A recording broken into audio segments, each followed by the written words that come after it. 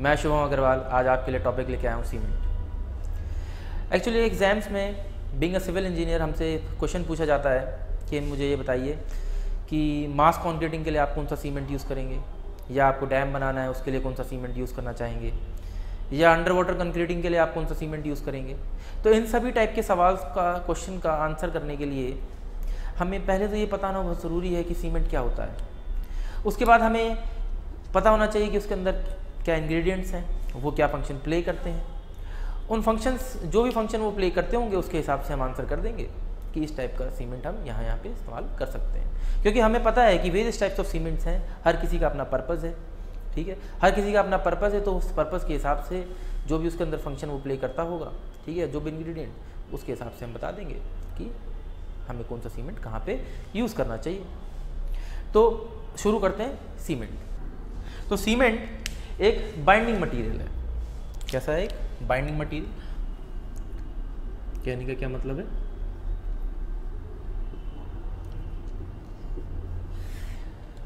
हमें पता है कि जैसे कि हम फॉर एग्जांपल ले लेता हूँ मैं civil engineering point of view से, कि जैसे दो ब्रिक्स हम ब्रिक वॉल बना रहे हैं, तो दो ब्रिक्स के बीच में एडिशन डेवलप करने के काम आ रहा है, ठीक है, आरसीसी स्ट्रक्चर बनाने के काम आ रहा है। तो वहाँ पे क्या कर रहा है? कोर्स एग्रीगेट फाइन एग्रीगेट को क्या कर रहा है? होल्ड करके रख रहा है, ठीक है। तो सीमेंट एक बाइंडिंग मटेरियल है जो कि बाकी के इंग्रेडिएंट्स को किसी भी पेस्ट के अंदर या फिर दो ब्रिक्स को एक साथ एडहेसिव प्रॉपर्टी जनरेट करने के हमारे काम आता है।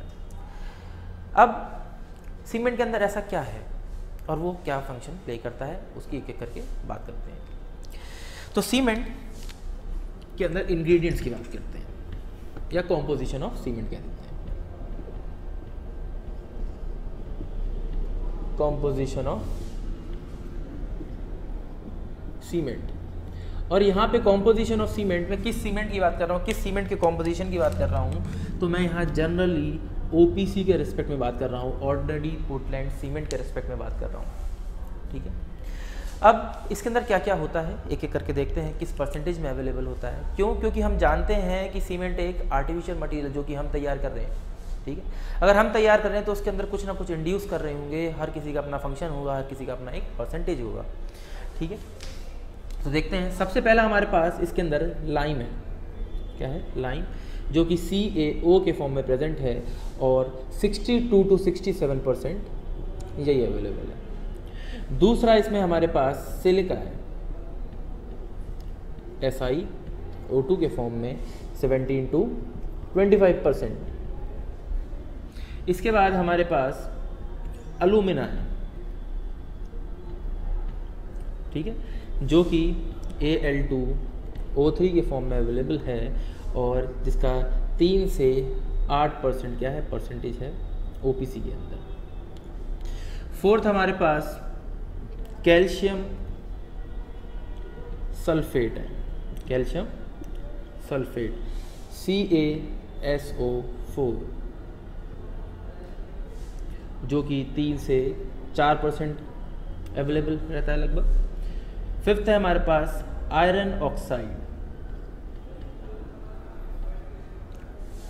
Fe2O3 के फॉर्म में, जो कि 3 से 4% के अराउंड यह भी अवेलेबल होता है। सिक्स्थ हमारे पास है मैग्नीशिया, MgO के फॉर्म में, जिसका परसेंटेज अराउंड 1 से 3% है। सेवेंथ हमारे पास है सल्फर, जो कि अपने सल्फर के फॉर्म में प्रेजेंट है और 1 से 3% ये भी अवेलेबल है। और लास्ट है हमारे पास अल्कलीज, ठीक है, सोडा या पोटैश के फॉर्म में, ठीक है, जिसको हम K2O या फिर Na2O कह सकते हैं, 0.2 to 1%। तो ये कुछ परसेंटेजेस हमारे पास अवेलेबल हैं, lime, silica, alumina, calcium sulphate, iron oxide, magnesia, sulphur, alkalis. हर किसी का अपना परसेंटेज है, हर किसी का अपना फंक्शन है। तो जैसा कि हम देख पा रहे हैं इसमें सबसे ज़्यादा क्या अवेलेबल है? लाइम अवेलेबल है, उसके बाद हमारे पास सिलिका अवेलेबल है। तो कभी हमसे पूछ लिया जाता है बताइए कि सीमेंट के अंदर सबसे ज़्यादा अबेंडेंस में क्या अवेलेबल होता है, तो लाइम होता है।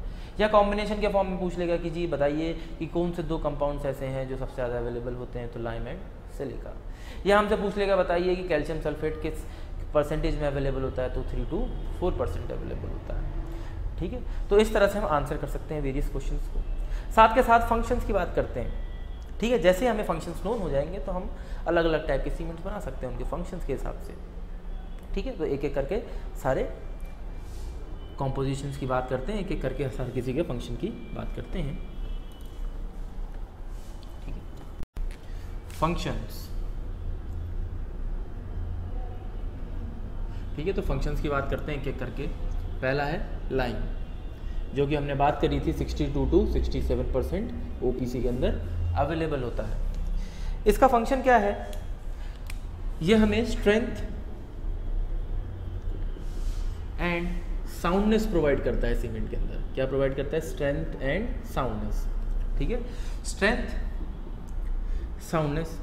साउंडनेस कहने का क्या मतलब है, साउंडनेस कहने का मतलब ये है कि जो वॉल्यूम का पेस्ट आप बना रहे हैं सीमेंट की मदद से, उस वॉल्यूम को मेंटेन करने में मदद करता है। क्यों, क्योंकि हम जानते हैं सीमेंट एक ऐसा मटेरियल है जिसके अंदर आप पानी मिलाते हैं, पानी मिलाते ही इसके अंदर क्या हो जाती है, एक्सोथर्मिक रिएक्शन शुरू हो जाती है, जिसकी वजह से कुछ हीट रिलीज होती है, जिसे हम हीट ऑफ हाइड्रेशन कहते हैं। ठीक है, तो जितनी ज़्यादा हीट ऑफ हाइड्रेशन रिलीज होगी उतनी ज़्यादा वॉल्यूमेट्रिक चेंजेस भी होंगे।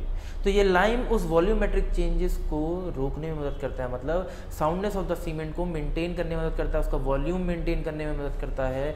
तो लाइम स्ट्रेंथ और साउंडनेस प्रोवाइड करता है। लेकिन दिक्कत की बात ये है कि अगर ये एक्सेस में हो जाए, अगर ये किस में हो जाए, एक्सेस में हो जाए, इफ इन एक्सेस, ठीक है, तो अनसाउंडनेस भी दे देता है सीमेंट में। इफ इन एक्सेस में हो जाए तो अनसाउंडनेस के लिए भी क्या हो जाता है, रिस्पॉन्सिबल हो जाता है। ठीक है, अनसाउंडनेस ऑफ द सीमेंट के लिए क्या हो जाता है, रिस्पॉन्सिबल हो जाता है ऑफ सीमेंट। सही बात है। ठीक, तो हमें पता है कि ये क्या प्रोवाइड करता है, स्ट्रेंथ प्रोवाइड करता है, साथ के साथ साउंडनेस प्रोवाइड करता है। और अगर एक्सेस में हो जाए तो अनसाउंडनेस ऑफ द सीमेंट मतलब volumetric changes in the cement के लिए क्या हो जाएगा, रिस्पॉन्सिबल हो जाएगा। ठीक है, सेकंड है हमारे पास सिलिका। ठीक है, 17 to 25% अवेलेबल होता है, हमने बात करी थी। ये भी हमें स्ट्रेंथ प्रोवाइड करता है। क्या प्रोवाइड करता है, स्ट्रेंथ। ठीक है, साथ के साथ अगर एक्सेस में हो जाए, साथ के साथ अगर एक्सेस में हो जाए तो setting time of the cement को बढ़ा देता है। इफ इन एक्सेस, तो setting time of cement increases. ठीक है, तो setting time of the cement को इंक्रीज कर देता है। अब ऐसा भी हो सकता है कि डेफिशिएंसी में हो जाए, डेफिशिएंसी में अगर हो गया तो स्ट्रेंथ भी तो कम हो जाएगी। ठीक है, तो हमें 17 to 25% मेंटेन कराना है। ठीक है, डेफिशिएंसी में होगा तो स्ट्रेंथ कम कर देगा, लेकिन अगर एक्सेस में हो जाएगा तो setting time of the cement को भी इंक्रीज कर देगा। यही चीज़ एक्सेस में अगर लाइम हो जाता है तो इसके साथ भी हो जाती है। तो हमें एक दो बात ये पता चलती हैं कि अगर लाइम और सिलिका किसी के अंदर, किसी सीमेंट के अंदर प्रेजेंट है एक्सेस में, तो setting time of the cement भी क्या हो जाएगा, बढ़ जाएगा। ठीक है, तो अगर कोई सीमेंट अगर हमें ऐसा बनाना है जो क्या हो, जल्दी सेट हो, तो उसके अंदर हम क्या करेंगे, लाइम और सिलिका की परसेंटेज को थोड़ा सा कम मेंटेन करेंगे। ठीक है, थर्ड है हमारे पास एलुमिना। एलुमिना, ठीक है, एलुमिना है 3 से 8%। ठीक, 3 से 8% ये हमें फ्लैश सेटिंग प्रॉपर्टी प्रोवाइड करता है। क्या प्रोवाइड करता है, फ्लैश सेटिंग प्रॉपर्टी, मतलब कि जल्दी सीमेंट को सेट कराने में मदद करता है। ठीक है, एलुमिना का भी हमें पता चल गया। ठीक, लेकिन इसके साथ एक दिक्कत है। दिक्कत ये है कि अगर ये एक्सेस में हो जाए, if in excess weakens the cement, weakens the cement, cement को वीक भी कर देता है। ठीक है, तो फ्लैश सेटिंग जैसी प्रॉपर्टी देता है, इमीडिएट सेटिंग जैसी प्रॉपर्टी देता है, लेकिन अगर एक्सेस में हो जाए तो सीमेंट को साथ के साथ क्या कर देता है, वीक कर देता है। ठीक है, तो ये पहले 3 थे, आगे भी बात करते हैं एक एक करके। फोर्थ हमने बोला था कैल्शियम सल्फेट, बोला क्या, कैल्शियम सल्फेट, कैल्शियम सल्फेट इसकी बात करी थी और हमने कहा था ये कितना परसेंट होता है, 3 से 4% अवेलेबल होता है। पहली बात नोट करने की ये है कि कैल्शियम सल्फेट को जिप्सम के फॉर्म में मिलाया जाता है सीमेंट के अंदर। कभी कभी ये पूछा जा सकता है कि बताइए कैल्शियम सल्फेट को सीमेंट के अंदर किस फॉर्म में इंट्रोड्यूस किया जाता है, तो कैल्शियम सल्फेट को जिप्सम के फॉर्म में इंट्रोड्यूस किया जाता है। और इसका काम क्या होता है, ये क्या फंक्शन प्ले करता है, ठीक है। तो इट इंक्रीजेज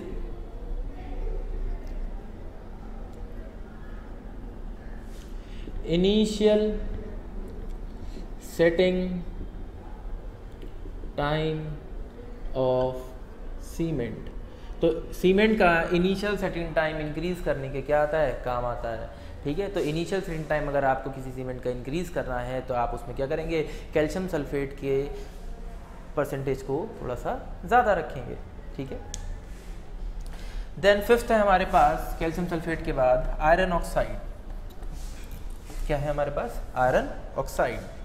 फिफ्थ बात करते हैं आयरन ऑक्साइड की, ठीक है। तो आयरन ऑक्साइड की मैंने बात करी थी, 3 से 4% लगभग ये भी अवेलेबल होता है। ये हमें strength, hardness and reddish brown shade provide करता है सीमेंट के अंदर, ठीक है।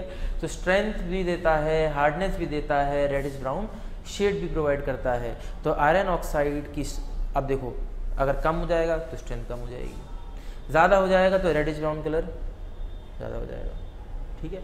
तो 3 से 4% के बीच में क्या करना है, हमें मेंटेन कराना है, ठीक है। इसके बाद हमारे पास आयरन ऑक्साइड के बाद हमारे पास मैग्नीशिया भी है।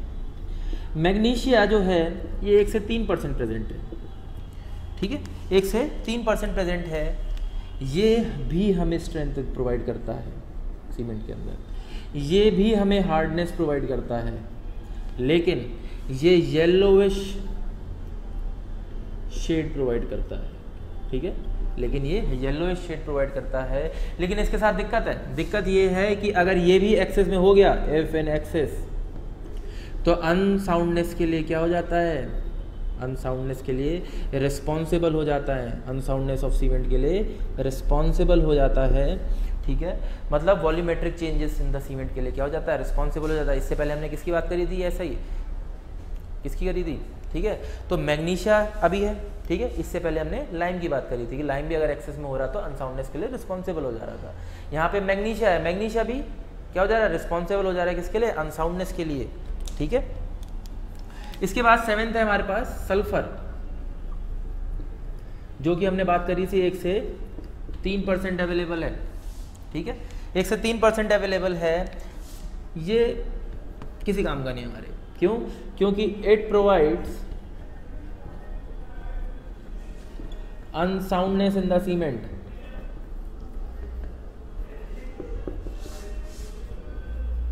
ठीक है। तो ये भी हमें अनसाउंडनेस प्रोवाइड कर देता है। अब हमें तो अनसाउंडनेस नहीं चाहिए ना, हम तो चाहते हैं कि वॉल्यूम जो हम प्रिपेयर कर रहे हैं वो मेंटेन रहे, ठीक है। तो ये क्या कर रहा है, अनसाउंडनेस प्रोवाइड कर दे रहा है, वॉल्यूमेट्रिक चेंजेस के लिए रिस्पॉन्सिबल हो जा रहा है, ठीक है। तो हमारे किसी काम का नहीं है, ठीक। 8th है हमारे पास अल्कलीज, अल्कलीज, ठीक है। अल्कलीज के साथ भी दिक्कत है, ये भी हमें नहीं चाहिए। ये 0.2 से लेके 1%, तभी हम मिनिमम परसेंटेज इसका मेंटेन करा रहे हैं, क्योंकि हमें चाहिए नहीं। क्यों नहीं चाहिए, क्योंकि ये सीमेंट के अंदर staining and efflorescence effect develop कर देते हैं, ठीक है। स्टेनिंग कहने से क्या मतलब है, स्टेनिंग मतलब ग्रे या ग्रेइश या फिर वाइट पैचेस डेवलप कर देते हैं। साथ के साथ एफ्लोरेसेंस का मतलब ये है कि ये इनके अंदर एक एबिलिटी होती है to absorb moisture from the atmosphere. तो एटमॉस्फेयर से अगर ये क्या करेंगे, अगर किसी सीमेंट के अंदर अल्कलीज का परसेंटेज ज़्यादा हो और वो क्या कर ले, मॉइस्चर एब्जॉर्ब कर ले, और हम उसी से एक आरसीसी स्ट्रक्चर बना लें, तो कल को हमारा आरसीसी स्ट्रक्चर क्या हो सकता है, ख़राब हो सकता है। अगर आरसीसी स्ट्रक्चर ख़राब हो जाएगा तो कल को फेल कर सकता है तो हमारे लिए बहुत दिक्कत की बात है, जो कि हम नहीं चाहते। इसीलिए हमें सल्फ़र और अल्कलीज की ज़रूरत अपने सीमेंट के अंदर नहीं है, इसीलिए हम मिनिमम परसेंटेजेस की क्या कर रहे हैं, मेंटेन कर रहे हैं सीमेंट के अंदर। ठीक है, ये कुछ जो भी कंपाउंड्स हैं उनके फंक्शंस हैं। अब आपने क्या करा, सीमेंट को मैन्युफैक्चर कर लिया, जो भी कंपाउंड आपको जिस भी परसेंटेज में चाहिए था उसके हिसाब से आपने सारे के सारे इंट्रोड्यूस कर लिए। इंट्रोड्यूस करने के बाद आपने सीमेंट मैन्युफैक्चर कर लिया। मैन्युफैक्चर करने के बाद आपने जैसे ही उसके अंदर पानी मिलाया, ठीक है, जब पानी मिलाते हैं आप सीमेंट के अंदर तो कुछ कॉम्प्लेक्स कंपाउंड्स भी फॉर्म हो जाते हैं। उन्हीं कॉम्प्लेक्स कंपाउंड्स की मदद से समझने की कोशिश करेंगे कि हम अलग अलग टाइप के सीमेंट्स कैसे बनाएंगे, ठीक, और फिर उसके हिसाब से यूज़ कर लेंगे। ठीक, तो बात करते हैं उन कंपाउंड्स की। ठीक है, तो जैसे ही आप पानी मिलाते हैं कुछ कंपाउंड्स फॉर्म हो जाते हैं। ऐसे कंपाउंड्स को बोग्स कंपाउंड्स कहा जाता है, BOGUES, बोग्स कंपाउंड्स। ठीक है, ये कंपाउंड्स चार टाइप के कंपाउंड्स ऐसे फॉर्म होते हैं। जैसे ही आप पानी मिलाते हैं 4 टाइप के कंपाउंड्स क्या हो जाते हैं, फॉर्म हो जाते हैं। ठीक है, तो पहले कंपाउंड की बात करते हैं। जो कंपाउंड्स फॉर्म होते हैं उसमें पहला कंपाउंड है ट्राई कैल्शियम एल्यूमिनेट, जिसको हम C3A से भी डिनोट करते हैं। ठीक है, साथ के साथ इसको कभी कभी स्लाइड भी बुला दिया जाता है, कभी कभी हम स्लाइड भी बोल देते हैं।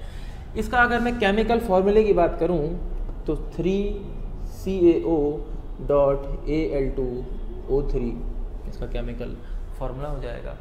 ठीक, अब अगर ये फॉर्म हो रहा है तो कुछ ना कुछ प्रॉपर्टी क्या कर रहा होगा, उसके अंदर इंड्यूस कर रहा होगा। ठीक है, क्या प्रॉपर्टी इंड्यूस करता है, बात करते हैं। तो सबसे पहली प्रॉपर्टी तो क्या है, ठीक है, प्रॉपर्टी, अब इसके पहले तो फॉर्मेशन की बात करते हैं। जैसे आप पानी मिला रहे हैं, इसका फॉर्मेशन क्या है, शुरू हो गया।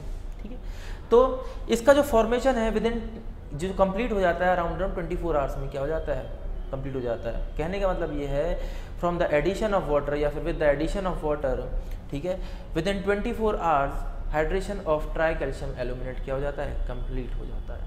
ठीक है, तो हम कह सकते हैं formation is completed within 24 hours of addition of water। ठीक है, दूसरे पॉइंट की अगर मैं बात करूं तो ये फ्लैश सेटिंग जैसी प्रॉपर्टी देता है। ठीक है, मतलब ये सीमेंट को जल्दी सेट कराने के क्या आ जाता है, काम आ जाता है। देखो एल्यूमिना, एल्यूमिनेट, ठीक है, तो एल्यूमिना भी वहाँ क्या कर रहा था, जल्दी सेट, फ्लैश सेटिंग जैसी प्रॉपर्टी प्रोवाइड कर रहा था। ये भी क्या करेगा, जल्दी सेट कराने की में मदद करता है हमारी। ठीक है, तो इट प्रोवाइड्स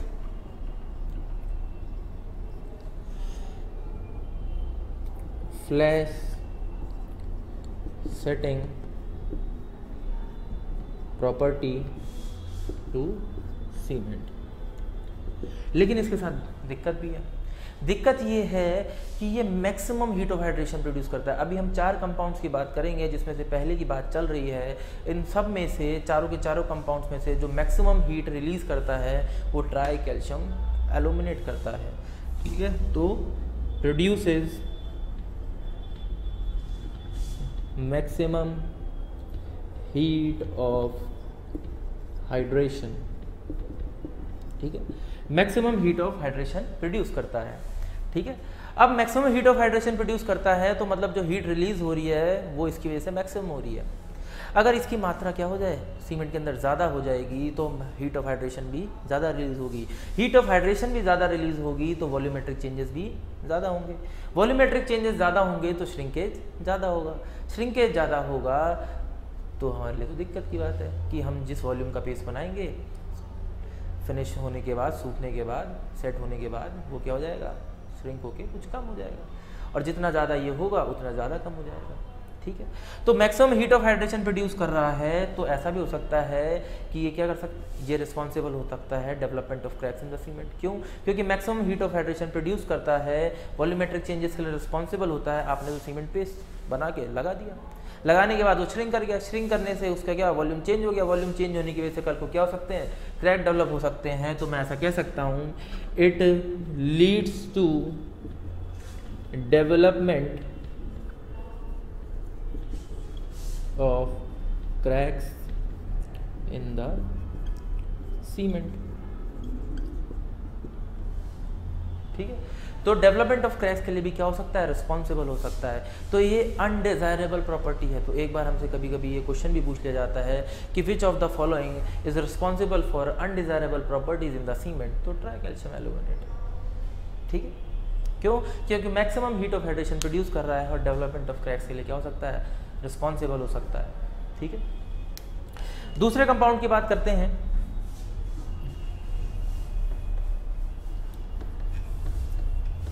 दूसरा कंपाउंड है हमारे पास tetra calcium alumino ferrite. Tetra calcium alumino ferrite. अगर मैं इसके परसेंटेज की बात करूं कि कितना परसेंट ये ओपीसी के अंदर लगभग अवेलेबल होगा, ठीक है, तो ये लगभग 10 से 18% ओपीसी के अंदर मेंटेन कराया जाता है। साथ के साथ इसे कभी कभी फिलाइट भी बुला लेते हैं। इसके केमिकल फॉर्मूले की बात करूं अगर, तो टेट्रा कैल्शियम Fe2O3.Fe2O3, ठीक है, tetra calcium alumino ferrite chemical फॉर्मूले की बात करी जाए तो, ठीक है, तो किसी भी ओपीसी के अंदर 10 से 18% की मात्रा में अवेलेबल होता है। इसे कभी कभी फिलाइट भी बुला दिया जाता है और इसका केमिकल फॉर्मूला मैंने आपको बता ही दिया है। ठीक है, अगर इसकी प्रॉपर्टी की बात करूँ, ठीक है, तो प्रॉपर्टी कुछ खास नहीं है। इंजीनियरिंग सिग्निफिकेंस के हिसाब से बात करूँ तो कुछ खास नहीं है। क्यों? क्योंकि इसका रेट, इसका भी अगर मैं इसके हाइड्रेशन की बात करूँ तो हाइड्रेशन ऑफ C4AF, अच्छा हाँ, इसको C4AF से भी डिनोट कर सकते हैं। Hydration of C4AF completes within 24 hours of addition of water। ठीक है, तो पानी मिलाने के 24 घंटे में ही इसका भी हाइड्रेशन प्रोसेस क्या हो जाता है, कंप्लीट हो जाता है। लेकिन इसके साथ दिक्कत ये है कि rate of hydration is maximum. ठीक है, इसका रेट ऑफ हाइड्रेशन मैक्सिमम है। Try calcium aluminate maximum heat of hydration produce कर रहा था, ये rate of hydration maximum produce करता है। मतलब कहने का मतलब ये है कि इसका रेट ऑफ हाइड्रेशन मैक्सिमम है, मतलब कि रेट ऑफ हाइड्रेशन ज़्यादा होने का मतलब ये है कि अगर वो 1 घंटे में जितनी हीट रिलीज़ करता है, ये 1 घंटे में उससे ज़्यादा हीट रिलीज़ कर देता है। ठीक है, ठीक है, तो इसमें पर यूनिट टाइम की बात चल रही है कि वो कितने, अगर वो एक टाइम में 1 घंटे में कुछ हीट रिलीज़ करता है तो ये 1 घंटे में उससे कुछ ज़्यादा हीट रिलीज़ कर देता है। लेकिन overall try calcium aluminate release करता है। ठीक है, ओवरऑल अगर मैं बात करूं पूरा हाइड्रेशन प्रोसेस में तो ट्राई कैल्शियम एल्यूमिनेट करता है। लेकिन अगर पर्टिकुलर टाइम लिमिट में बात करूं तो पर यूनिट टाइम के हिसाब से बात करूं तो रेट ऑफ हाइड्रेशन सबसे ज़्यादा किसका है, टेट्रा कैल्शियम एल्यूमिनो फेरेट का है। लेकिन चलो ये बात तो ठीक है, अब मैं सीमेंट बना रहा हूँ तो सीमेंट में मुझे क्या चाहिए, सीमेंटियस प्रॉपर्टी चाहिए जो बाइंड करने की क्षमता रखता हो। तो बाइंड करने की क्षमता इसकी सबसे बेकार है। ठीक है, बाइंड मतलब कि इसकी सीमेंटियस प्रॉपर्टी इज वर्स्ट। ठीक है, सीमेंटियस प्रॉपर्टी इसकी सबसे बेकार होती है, इसी वजह से इंजीनियरिंग सिग्निफिकेंस के हिसाब से हमारे लिए बहुत ज़्यादा अच्छा नहीं है। ठीक है, तो हम ऐसा कह सकते हैं कि tri calcium alumino ferrite, sorry tetra calcium alumino ferrite जो है वो अगर ये पूछा जा सकता है कि किसका रेट ऑफ हाइड्रेशन सबसे ज़्यादा है, तो हम कह सकते हैं टेट्रा कैल्शियम एल्यूमिनोफेरेट का रेट ऑफ हाइड्रेशन सबसे ज़्यादा है और सीमेंटस प्रॉपर्टी सबसे बेकार है, इसीलिए किसी इंजीनियरिंग सिग्निफिकेंस के हिसाब से ये हमारे लिए बिल्कुल बेकार है। ठीक है, अब जो थर्ड कंपाउंड है उसकी बात करते हैं, वो सबसे ज़्यादा इंपॉर्टेंस रखता है हमारे लिए। ठीक है, एक अच्छे सीमेंट के अंदर उसकी परसेंटेज सबसे ज़्यादा मेंटेन कराई जाती है। तो थर्ड है हमारे पास ट्राई कैल्शियम सिलिकेट। ठीक है, try calcium silicate. Try calcium silicate, इसके परसेंटेज की बात करूँ तो ये अराउंड 45 to 65% एक सीमेंट के अंदर अवेलेबल होता है और वो ओपीसी रहता है हमारा। ठीक है, हम जितनी भी बात कर रहे हैं ओपीसी के रिस्पेक्ट में बात कर रहे हैं, मैंने आपको बताया भी था। ठीक है, साथ के साथ हम इसे कभी कभी एलाइड भी बुला लेते हैं। ठीक, और इसे C3S से डिनोट किया जाता है। इसके केमिकल फॉर्मूले की बात करूँ तो 3CaO.SiO2। ठीक, इसकी प्रॉपर्टीज़ की बात करूँ तो इसका जो हाइड्रेशन है वो विद इन अ वीक पूरा होता है। ठीक है, इसके हाइड्रेशन प्रोसेस की बात करूँ तो इसका hydration process within a week complete होता है अराउंड। ठीक है, तो मैं कह सकता हूँ hydration completes within a week of addition of water. दूसरे पॉइंट की अगर मैं बात करूं, ठीक है, कि ये क्या अच्छा क्या दे रहा है हमें सीमेंट के अंदर।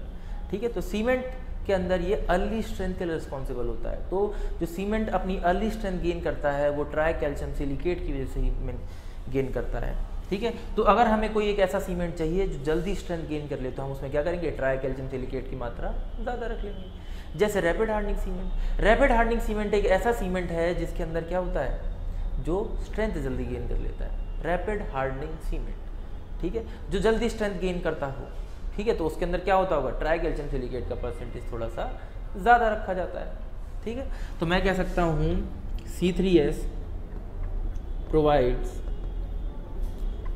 अर्ली स्ट्रेंथ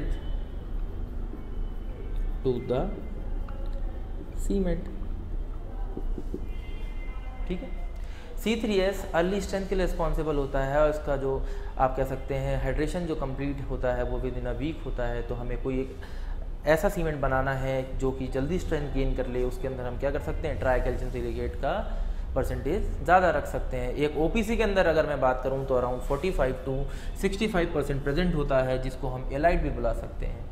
ठीक है, नेक्स्ट है हमारे पास, अच्छा इसकी एक प्रॉपर्टी और भी है उसकी बात कर लेते हैं।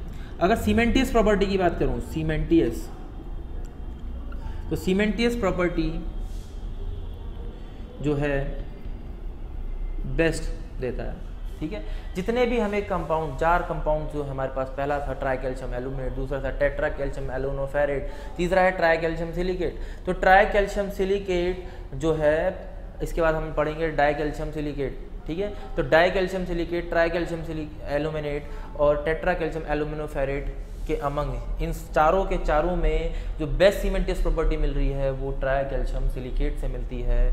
ठीक है, तो जो एक सीमेंट बना रहे हैं, जो कि एक बाइंडिंग मटेरियल है, जो कि सारे के सारे बाकी के इंग्रेडिएंट्स को बाइंड करने के काम आता है, उनको होल्ड करने में सबसे ज़्यादा परसेंटेज या रोल कोई प्ले करता है तो वो ट्राई कैल्शियम सिलिकेट प्ले करता है।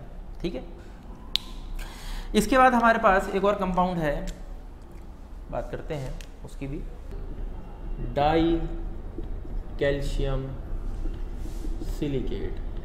डाई कैल्शियम सिलिकेट जिसको हम C2S से डिनोट कर सकते हैं, जिसकी अगर परसेंटेज की बात करूं तो अराउंड एक OPC के अंदर ये 15 से 35% के बीच में अवेलेबल रहता है।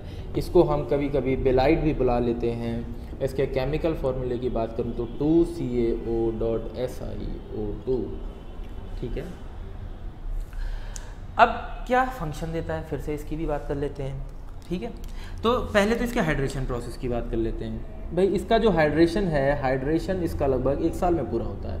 Hydration completes within year of addition of water with an addition of water. Hydration जो है इसका लगभग 1 साल में कंप्लीट होता है। अब देखिए इसका हाइड्रेशन प्रोसेस कितना स्लो होगा। अगर इसका हाइड्रेशन प्रोसेस बहुत ज़्यादा स्लो है, 1 साल में लगभग पूरा हो रहा है, तो जो स्ट्रेंथ गेन करता होगा, रेट ऑफ डेवलपमेंट स्ट्रेंथ भी इसका क्या होगा, कम होगा। मतलब कि जो स्ट्रेंथ देता होगा प्रोग्रेसिव स्ट्रेंथ देता होगा, देर में देता होगा, लेटर ऑन स्ट्रेंथ देता होगा। ठीक है, तो मैं ऐसा कह सकता हूँ कि it provides later on strength in the cement। तो later on strength प्रोवाइड करता है, ठीक है, प्रोग्रेसिव स्ट्रेंथ प्रोवाइड करता है। तो मान लेते हैं कि हमें कोई एक ऐसा सीमेंट, जैसे डैम बना रहे हैं, डैम बनाते टाइम हमें स्ट्रेंथ आज चाहिए, कल चाहिए, बाद में चाहिए, क्योंकि डैम बनाने में हमें बहुत समय लग जाएगा। अगर हमें स्ट्रेंथ बाद में चाहिए तो हम उसमें क्या कर सकते हैं, डाई कैल्शियम सिलिकेट का यूज़ कर सकते हैं, उसकी परसेंटेज थोड़ी सी बढ़ा सकते हैं। साथ के साथ इसकी एक अच्छी बात और भी है, और वो अच्छी बात ये है कि heat of hydration and rate of hydration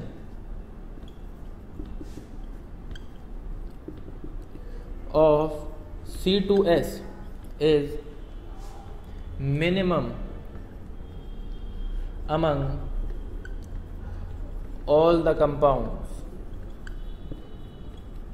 ठीक है, सारे कंपाउंड्स में जो हीट ऑफ हाइड्रेशन है वो इसका मिनिमम है, जो रेट ऑफ हाइड्रेशन है वो भी इसका क्या है, मिनिमम है। ठीक है, अगर मैं इसकी सीमेंटियस प्रॉपर्टी की बात करूं तो बेस्ट तो हमें कौन दे रहा था, ट्राई कैल्शियम सिलिकेट दे रहा था, लेकिन उसके बाद कोई सीमेंटियस प्रॉपर्टी देता है तो डाई कैल्शियम सिलिकेट देता है। ठीक है, अब चारों के चारों कंपाउंड्स की बात हम कर चुके हैं, टेट्रा कैल्शियम एल्यूमिनोफेरेट की भी कर चुके हैं, ट्राई कैल्शियम एल्यूमिनेट की भी कर चुके हैं, डाई कैल्शियम सिलिकेट की भी कर चुके हैं, और ट्राई कैल्शियम सिलिकेट की भी कर चुके हैं। हर किसी को उसकी सीमेंटियस प्रॉपर्टी के हिसाब से, उसकी रेट ऑफ हाइड्रेशन के हिसाब से, उसके हीट ऑफ हाइड्रेशन के हिसाब से अब अरेंज कर लेते हैं। ठीक है, और उसके फंक्शन के हिसाब से जैसे जहाँ पे हमारी ज़रूरत होगी हम डिसाइड कर लेंगे। देखते हैं कैसे।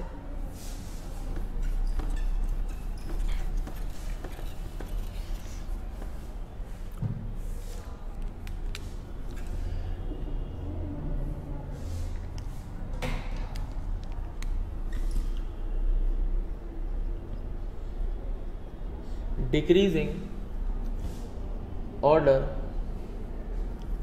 ऑफ पहला सीमेंटियस प्रॉपर्टी। ठीक है, सीमेंटियस प्रॉपर्टी के हिसाब से अगर मैं सारे कंपाउंड्स को क्या कर लूँ, अरेंज कर लूँ, तो सबसे ज़्यादा बेस्ट सीमेंटियस प्रॉपर्टी कौन दे रहा था, C3S दे रहा था, ट्राई कैल्शियम सिलिकेट। उसके बाद मैंने बात करी कौन देता था, डाई कैल्शियम सिलिकेट। उसके बाद हमें देता है try calcium aluminate, and worst हमने बात करी थी टेट्रा कैल्शियम एल्यूमिनोफेरेट। उसके बाद अगर मैं हीट ऑफ हाइड्रेशन के रेस्पेक्ट में बात करूँ, हीट ऑफ हाइड्रेशन के रेस्पेक्ट में बात करूँ, तो हीट ऑफ हाइड्रेशन मैक्सिमम कौन प्रोड्यूस करता था, हम बात कर चुके हैं। हीट ऑफ हाइड्रेशन मैक्सिमम जो प्रोड्यूस करता है वो C3A होता है। उसके बाद अगर कोई प्रोड्यूस करता है तो वो C3S होता है। उसके बाद कोई प्रोड्यूस करता है तो C4AF होता है, और जो least heat of hydration produce करता है हम बात कर चुके हैं C2S है। उसके बाद अगर रेट ऑफ हाइड्रेशन के रेस्पेक्ट में भी बात कर लूँ तो रेट ऑफ हाइड्रेशन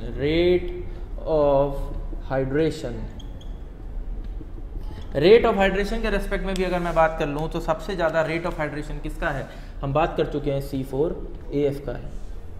ठीक, उसके बाद अगर मैं रेट ऑफ हाइड्रेशन के रेस्पेक्ट में बात करूँ तो C3A का है। उसके बाद C3S का है, और लीस्ट जो है वो C2S का है। ठीक, अब इसी के बिहाफ पे हम क्या करेंगे, अलग अलग टाइप यूज़ को डिफाइन कर लेंगे। ठीक है, जैसे मैंने शुरू करने से पहले आपसे सवाल पूछा था कि अगर आपसे पूछा जाए डैम के लिए आप कौन सा सीमेंट यूज़ करना चाहेंगे, अब लॉजिकली सोचना पड़ेगा। तो डैम के लिए मैं जानता हूँ कि बहुत सारा सीमेंट यूज़ होने वाला है। एक डैम कंस्ट्रक्शन में बहुत सारा सीमेंट यूज़ होगा, मतलब वहाँ पे मास कॉन्क्रीटिंग मुझे करनी पड़ेगी। मास कॉन्क्रीटिंग मुझे करनी पड़ेगी तो जैसे मैं उसमें पानी मिलाऊंगा तो एवोल्यूशन ऑफ हीट क्या होगा, बहुत ज़्यादा होगा। एवोल्यूशन ऑफ हीट बहुत ज़्यादा होगा तो मतलब ये है कि हीट ऑफ हाइड्रेशन बहुत ज़्यादा निकलने की वजह से वॉल्यूमेट्रिक चेंजेस भी क्या होंगे, बहुत ज़्यादा होंगे। अब उन वॉल्यूमेट्रिक चेंजेस को अगर मुझे कम करना है तो मेरे को क्या करना पड़ेगा, ऐसे कंपाउंड्स की परसेंटेज को कम करना पड़ेगा जिनकी वजह से हीट ऑफ हाइड्रेशन ज़्यादा रिलीज होती हो। तो मैं क्या करता हूँ, एक ऐसा सीमेंट बना लेता हूँ जिसमें मैं क्या कर देता हूँ, ऐसे कंपाउंड्स की परसेंटेज को कम कर देता हूँ जिसकी वजह से हीट ऑफ हाइड्रेशन ज़्यादा रिलीज होती है। तो मैं उसमें क्या करता हूँ, C3A का और C3S का परसेंटेज कम कर देता हूँ। ठीक, C3A और C3S का परसेंटेज कम कर देता हूँ, लेकिन मेरे को ये पता है कि C3S का परसेंटेज अगर मैं कम कर दूंगा तो स्ट्रेंथ भी कम हो जाएगी। ठीक है, क्योंकि बेस्ट सीमेंटियस प्रॉपर्टी बेस्ट स्ट्रेंथ यही प्रोवाइड कर रहा है। ठीक है, तो मैं इसको काउंटरैक्ट करने के लिए ऐसा करता हूँ, क्योंकि मुझे पता है सीमेंटियस प्रॉपर्टी C3S के बाद कौन देता है, C2S देता है। और साथ के साथ C2S में मुझे ये भी देखने को मिलता है कि C2S हीट ऑफ हाइड्रेशन और रेट ऑफ हाइड्रेशन भी लीस्ट प्रोड्यूस करता है। ठीक है, तो मैं मानता हूँ कि जो अर्ली स्ट्रेंथ है वो आपको C3S देता है, प्रोग्रेसिव स्ट्रेंथ C2S देता है। अरे डैम में तो हमें प्रोग्रेसिव स्ट्रेंथ ही चाहिए, बाद में चाहिए स्ट्रेंथ। ठीक है, अगर स्ट्रेंथ बाद में चाहिए तो मैं यूज़ कर सकता हूँ और ऐसा सीमेंट बना सकता हूँ जिसके अंदर C3S का परसेंटेज थोड़ा सा कम कर देते हैं, C3A का परसेंटेज थोड़ा सा कम कर देते हैं और C2S का परसेंटेज थोड़ा सा बढ़ा देते हैं।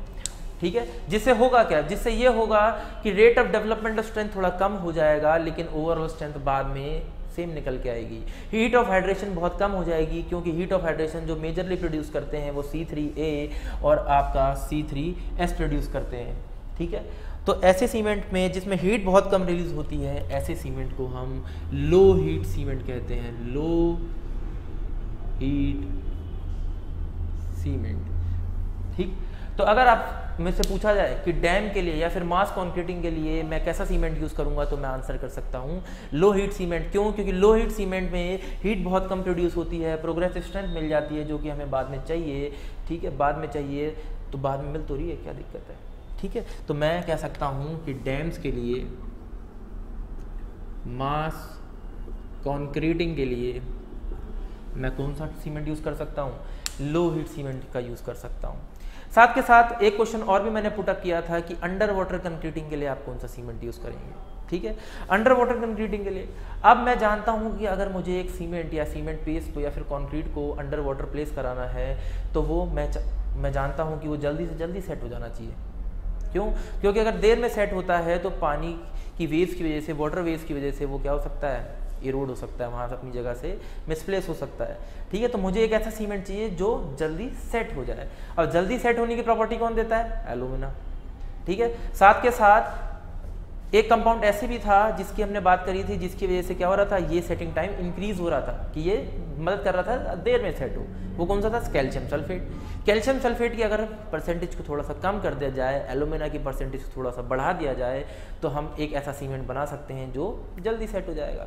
अगर जल्दी सेट हो जाएगा, ठीक है, तो मैं कह देता हूँ एक बॉक्स के अंदर, चलो थोड़ी है, मैं थोड़ा सा इसको रब कर देता हूँ।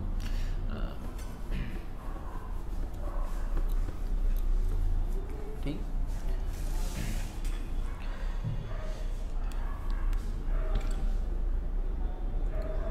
क्विक सेटिंग सीमेंट कहते हैं इस सीमेंट को, क्विक सेटिंग सीमेंट, जो जल्दी सेट हो जाता हो।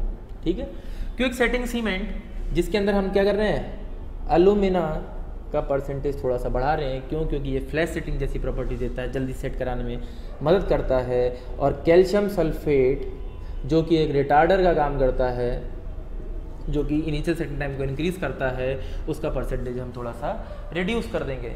इसकी वजह से क्या होगा कि एक ऐसा पेस्ट हमारे पास, एक ऐसा सीमेंट बन के हमारे पास आ जाएगा जो कि जल्दी सेट होगा। तो हम क्या कर सकते हैं, ऐसे सीमेंट का इस्तेमाल कहाँ कर सकते हैं, अंडर वाटर कंक्रीटिंग के लिए इस्तेमाल कर सकते हैं। अंडर वाटर कंक्रीटिंग के लिए हम क्या कर सकते हैं, ऐसे सीमेंट का इस्तेमाल कर सकते हैं। साथ के साथ अगर मैं आपसे ये भी पूछ लूँ कि अगर कोई इमरजेंसी वर्क हो जाता है, ठीक है, जहाँ पे आपको रिपेयर करना हो, ठीक है, आपको ऐसे कंडीशंस में कैसा सीमेंट चाहिए जो जल्दी स्ट्रेंथ गेन कर ले, जहाँ पे जैसे रोड टूट गई आपकी, ठीक है, पेवमेंट कंस्ट्रक्शन करना है आपको पता है कि आपको जल्दी से जल्दी इस रोड को बनाना है ताकि यहाँ से क्या मूवमेंट ऑफ ट्रैफिक हो सके। तो अगर आपको ऐसा सीमेंट बनाना है जो स्ट्रेंथ जल्दी गेन कर ले, उसमें क्या करेंगे, सीमेंटिस प्रॉपर्टी सबसे अच्छी कौन देता है, C3S। C3S सीमेंटिस प्रॉपर्टी सबसे अच्छी देता है, तो उसके अंदर C3S का कंटेंट थोड़ा सा बढ़ा लेंगे। तो C3S का कंटेंट थोड़ा सा बढ़ा लेते हैं, ठीक है। C3S का कंटेंट थोड़ा सा बढ़ा लेंगे तो स्ट्रेंथ, तो डेवलपमेंट ऑफ स्ट्रेंथ क्या हो जाएगा, इंक्रीज हो जाएगा। डेवलपमेंट ऑफ स्ट्रेंथ इंक्रीज हो जाएगा तो ऐसे सीमेंट को हम क्या कह देते हैं, रैपिड हार्डनिंग सीमेंट कह देते हैं, रैपिड हार्डनिंग सीमेंट कह देते हैं, ठीक है। और इसको हम कहाँ यूज़ कर सकते हैं, एमरजेंसी रिपेयर वर्क्स में यूज़ कर सकते हैं, एमरजेंसी रिपेयर वर्क्स में यूज़ करा जा सकता है। तो ये कुछ सवाल हैं जो हमसे पूछे जाते हैं जिनका आंसर हमें पता होना बहुत ज़रूरी है, क्योंकि अगर हम किसी भी सीमेंट के अंदर क्या अवेलेबल है, उसका क्या फंक्शन है, क्या वो रोल प्ले करता है, अगर हमें ये पता हो जाए तो हमसे अगर किसी भी टाइप का सवाल पूछा जा सकता है, ठीक है, तो हम आंसर कर सकते हैं, हम लॉजिक लगा सकते हैं कि हमें किस टाइप का सीमेंट कहाँ पे यूज़ करना चाहिए। Thank you.